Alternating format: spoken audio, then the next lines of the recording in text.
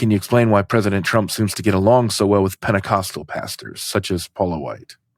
Yeah, this is really interesting. And, it's been, and this is probably true for you too, for the past 10 years, it's the question I'm asked most frequently, explain Trump's relationship to religious Americans in general. And then this particular subculture has gotten more attention lately. I think part of the answer has to do with political pragmatism, and alliances that make sense, when people are willing to prioritize a particular policy interest, whether it's a more effective elimination of abortion, or a kind of rollback of a secular liberal picture of human sexuality in mainstream culture.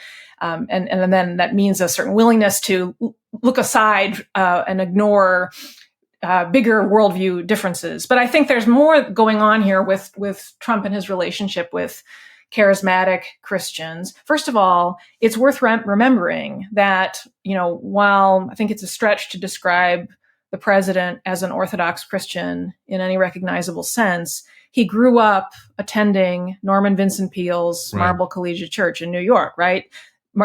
Peale was the grandfather of American prosperity gospel.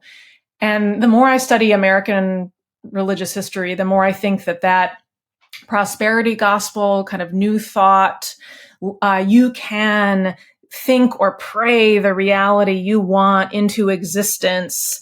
Your personal material success is about aligning yourself with the energies of the universe.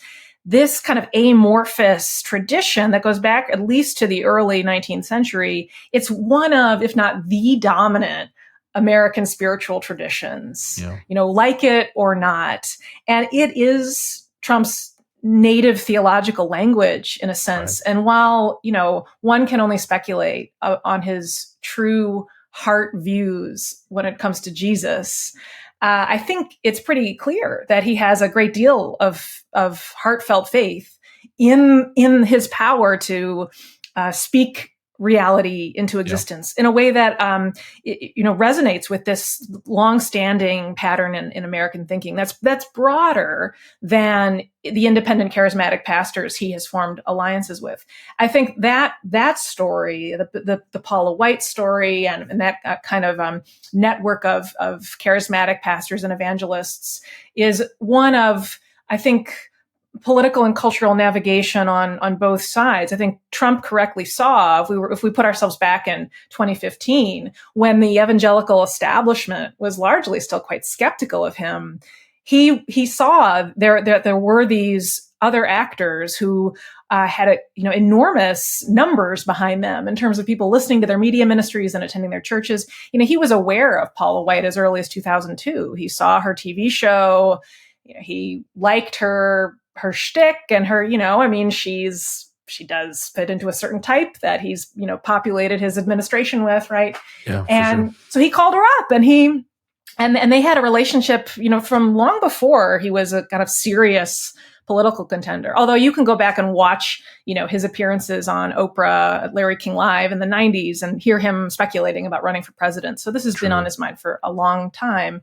And I think on the other side, independent charismatic pastors, I think, felt that they were on the outside, and here was someone inviting them to the table in a way that was very attractive.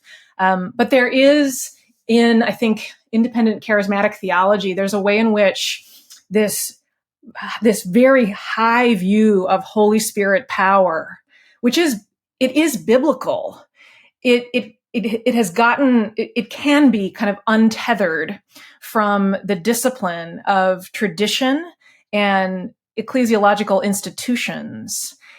And sometimes it gets kind of woven into a very vivid apocalyptic sense of expectation. And part of me listens to these independent charismatic preachers and thinks, this is a useful correction and lesson for those Christians, and there are many of us who are inclined to kind of domesticate the radical things that you read about the Holy Spirit and what Jesus says we can ask for in the gospel. On the other hand, there's this pressing danger of human hubris getting tied up in this confidence of, Holy Spirit expectation. And I think that's one that, when it gets kind of weaponized in a political context, can really be quite dangerous.